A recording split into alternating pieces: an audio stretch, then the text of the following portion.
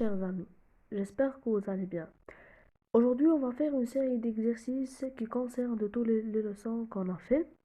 On a fait les changements d'état physique, la masse volumique et mesurer les masses des solides et des liquides et le circuit électrique simple.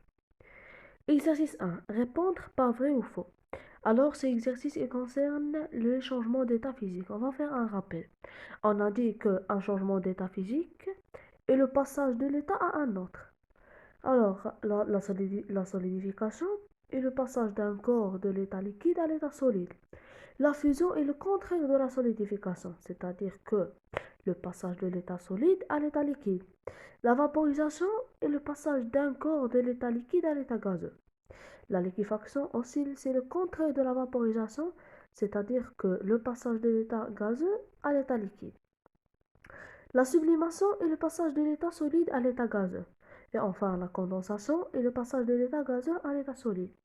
Alors, on va répondre par vrai ou faux. Le passage de l'état solide à l'état liquide est appelé la fusion. Le passage de l'état gaz à l'état liquide est appelé la vaporisation. Le passage de l'état liquide à l'état solide est appelé la solidification. L'exercice 2 qui concerne la masse volumique. Placez les mots suivants dans la bonne place. Alors, on va faire aussi un petit rappel de la masse volumique. On a dit la masse volumique, son symbole c'est ρ. L'unité internationale, c'est le kilogramme par le mètre cube. Et sa relation, c'est ρ est égal à la masse sur le volume.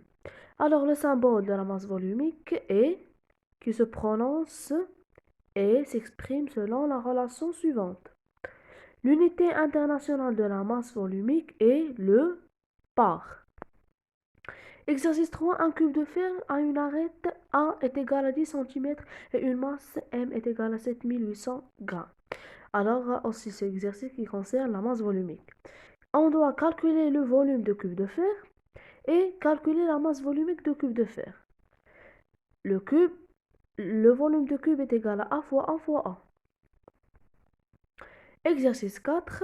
Pour déterminer la masse d'un liquide, Ahmed a réalisé les deux manipulations suivantes. Comme vous voyez ici, dans cette photo, ce exercice il se concerne mesurer les masses des solides et des liquides.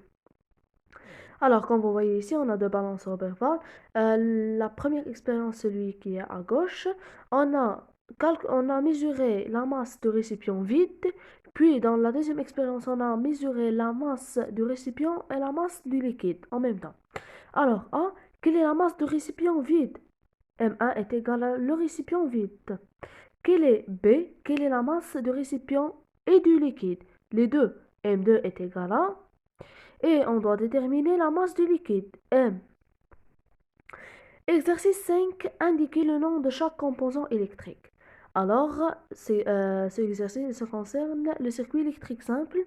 Dans la première photo, vous devez faire le nom de ce élément, la deuxième photo aussi, la troisième photo et la quatrième photo. Alors, j'espère que vous avez bien compris les questions et je vais partager les réponses dans la prochaine vidéo.